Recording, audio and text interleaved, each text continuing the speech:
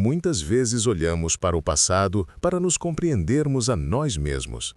Esta noite, voltamos nossa atenção para o ano de 1857 e para a solene história de Pierre-Émile Langelier. É um caso que nos recorda que por detrás dos registros históricos existem pessoas reais, cujas vidas foram irrevogavelmente alteradas pelos acontecimentos que ocorreram. Esta é a história delas, da melhor forma que pode ser contada. Na sociedade rígida e consciente das classes da Glasgow vitoriana, a posição social era primordial. Era um mundo de regras e expectativas estritas, onde o nome de família e a riqueza ditavam o futuro de cada um. Dentro deste mundo vivia Madeleine Hamilton Smith, a filha mais velha de um respeitado e próspero arquiteto. Aos 21 anos de idade, era bela, educada e esperava-se que fizesse um casamento adequado, que cimentasse a posição da sua família na sociedade. Mas o coração de Madeleine sentia-se atraído por um homem que existia muito fora do seu círculo restrito. O seu nome era Pierre-Émile Langelier, um escriturário que trabalhava num armazém da cidade. Originário das Ilhas do Canal, Langelier era mais velho, de uma classe social inferior, e possuía pouco em termos de riqueza ou perspectivas. Pelos padrões inflexíveis da época, ele era totalmente inadequado para uma jovem da estatura de Madeleine. Uma relação aberta era impossível. Os seus respectivos mundos estavam simplesmente demasiado distantes.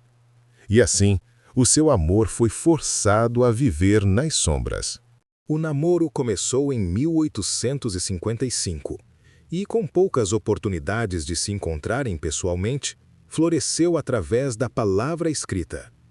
Ao longo de quase 2 anos, Madeleine Smith e Émile Langelier trocaram centenas de cartas.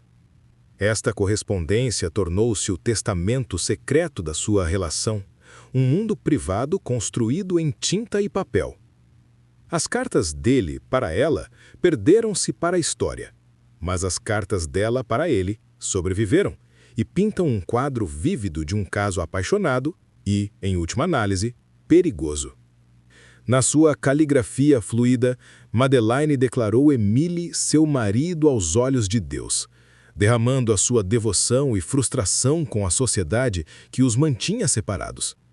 As cartas traçam o curso do seu amor, desde os flertes iniciais até as declarações ardentes.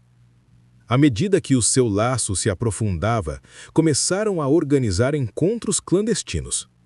Langelier esperava no beco atrás da grande casa dos Smith, na Blythewood Square. Tarde da noite, Madeleine descia sorrateiramente até a janela do seu quarto na cave. Ali, separados por grades de ferro, conversavam durante horas, sendo seus encontros secretos uma tentativa desesperada de preencher o abismo social entre eles. A relação era um segredo inebriante, mas construído sobre uma base frágil e perigosa. Cada carta escrita, cada palavra sussurrada à janela, era um risco que ameaçava a reputação de Madeleine e a honra da sua família. No início de 1857, o frágil mundo que Madeleine e Émile tinham construído começou a fraturar-se. Uma nova figura entrou na vida de Madeleine: William Harper Minock. Ele era tudo o que Langelier não era.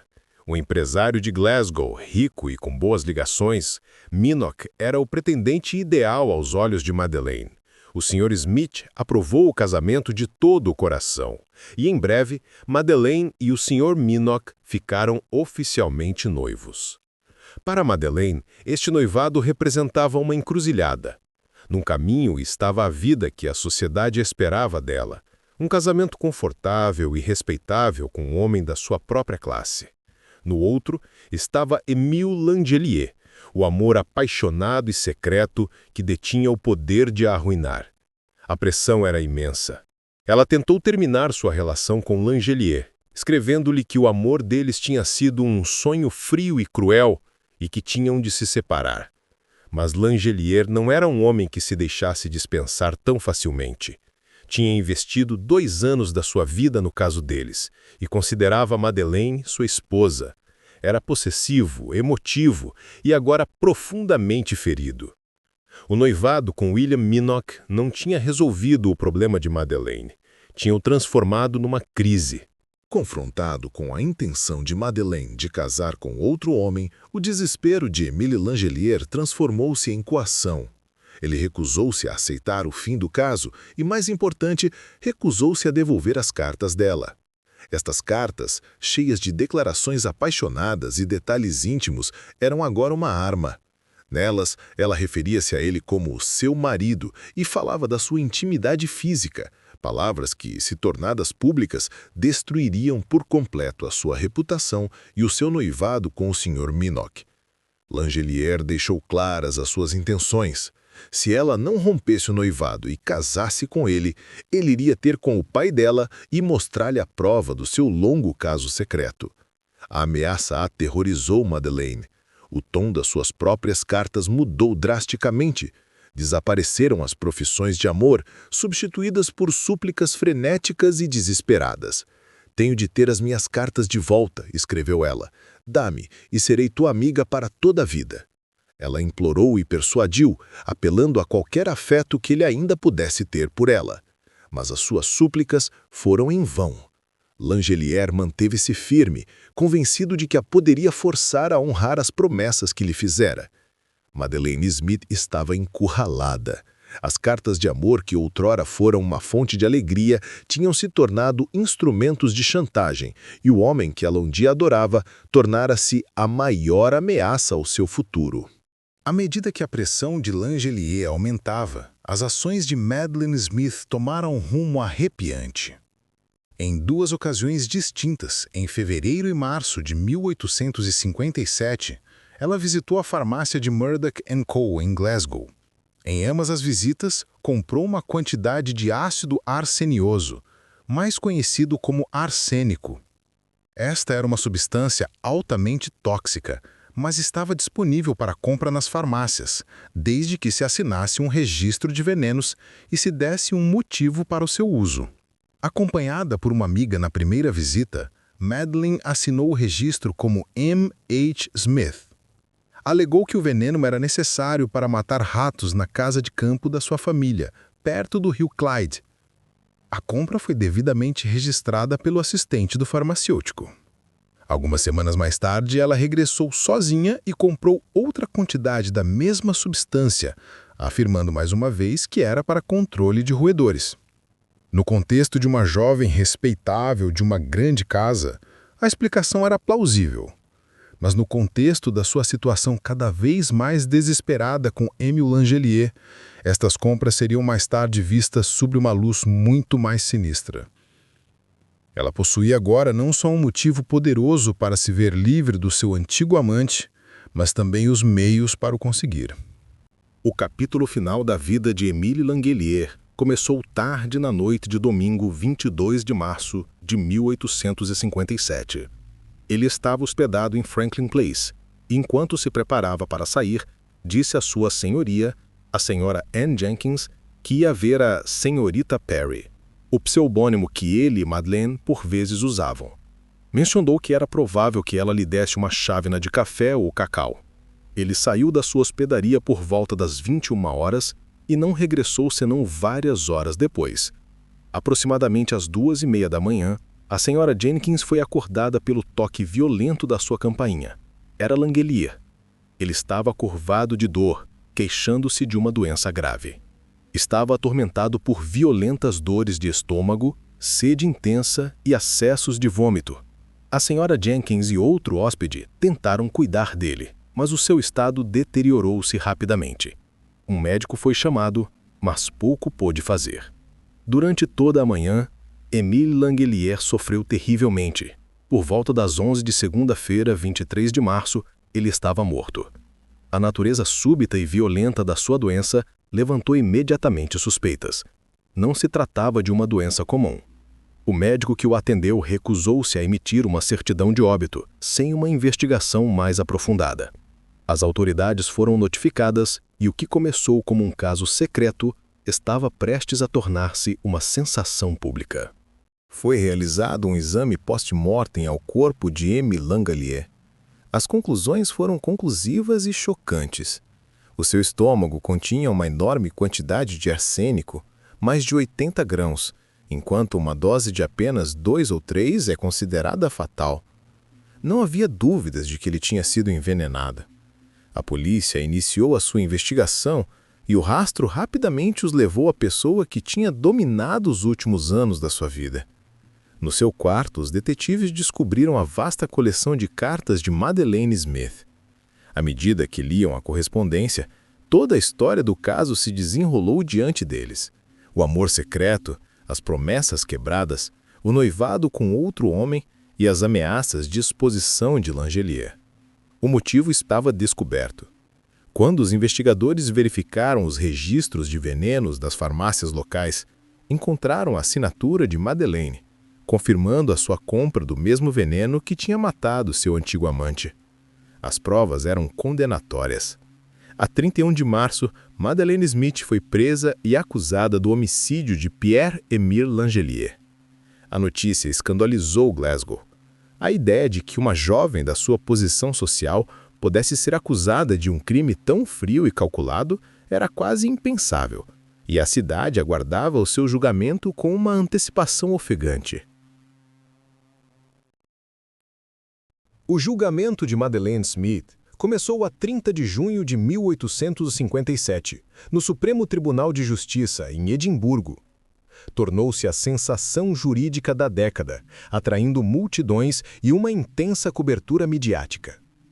A acusação, liderada pelo Lord Advocate James Moncrieff, apresentou o que acreditava ser um caso inegável.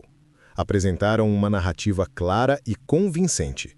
Madeleine Smith, argumentaram, era uma mulher desesperada para escapar de um envolvimento comprometedor que ameaçava o seu casamento iminente com a riqueza e a sociedade. Ela tinha motivos: silenciar Émile Langelier e impedi-lo de mostrar suas cartas incriminatórias ao seu pai e noivo. Tinha os meios: o arsênico que comprara poucas semanas antes da morte dele. E, sustentava a acusação, ela teve a oportunidade. Argumentaram que Langelier a tinha visitado à janela do seu quarto na noite de 22 de março, onde ela lhe serviu uma chávena de cacau misturada com o veneno que ele dissera à sua senhoria que poderia receber. As suas próprias cartas foram lidas em voz alta no tribunal, as suas palavras apaixonadas e desesperadas ecoando pela sala, apresentadas como prova da sua duplicidade e da sua poderosa razão para querer Langelier fora do caminho para sempre. O peso das provas parecia esmagador. Para o público e a imprensa, o caso contra Madeleine Smith parecia estar selado. A defesa foi liderada por uma das mais formidáveis mentes jurídicas da Escócia, John Inglis. Ele sabia que as provas contra a sua cliente eram fortes, mas também sabia que eram inteiramente circunstanciais. Inglis desmantelou sistematicamente o caso da acusação, destacando cada ponto de dúvida. O seu argumento central era que a acusação não tinha conseguido provar o elemento mais crucial, o encontro final. Nenhuma testemunha tinha visto Madeleine e Emily juntos na noite do envenenamento. A alegação da acusação de que ela tinha administrado o veneno numa chávena de cacau era pura especulação. Inglis ofereceu então ao júri teorias alternativas. Pintou Langelier como um estrangeiro, dramático e instável, propenso ao melodrama. Poderia ele ter tirado a própria vida em desespero por perder Madeleine? Inglis também sugeriu a possibilidade de morte acidental, notando que o arsênico era por vezes usado por homens em pequenas quantidades por razões cosméticas ou como afrodisíaco. Langelier, argumentou a defesa, poderia ter o seu próprio estoque e ter tomado acidentalmente uma dose fatal. Após 9 dias de testemunhos, o julgamento chegou ao fim. O júri deliberou durante apenas meia hora. Quando regressaram, proferiram um veredito único na lei escocesa: não provado. Não era uma declaração de inocência, mas um reconhecimento de que a coroa não tinha conseguido provar o seu caso para além de qualquer dúvida razoável. Madeleine Smith estava livre mas o veredito deixou uma nuvem indelével de suspeita, que a seguiria para o resto da sua vida. Após o julgamento, Madeleine Smith não pôde permanecer na Escócia.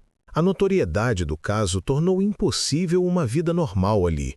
Ela deixou o país e mudou-se para Londres, onde acabou por se integrar nos círculos artísticos e intelectuais. Em 1861, casou-se com um agente de artistas chamado George Waddell. Viveu uma vida longa e aparentemente tranquila, criando uma família e acabando por se mudar para os Estados Unidos, onde morreu em 1928, aos 92 anos. Nunca falou publicamente sobre o julgamento ou sobre Émile Langelier. O veredito de não provado significou que o caso da sua morte nunca foi oficialmente resolvido, e continua a ser um dos grandes e duradouros mistérios do século XIX. Teria Madeleine Smith sido uma envenenadora de sangue frio que cometeu um crime quase perfeito? Ou foi ela vítima das circunstâncias, acusada injustamente na trágica morte de um homem que um dia a amou? As cartas provam o seu desespero, e o registro prova a sua compra do veneno. Mas a peça final e crítica do quebra-cabeças, a prova de que ela o administrou, nunca foi encontrada.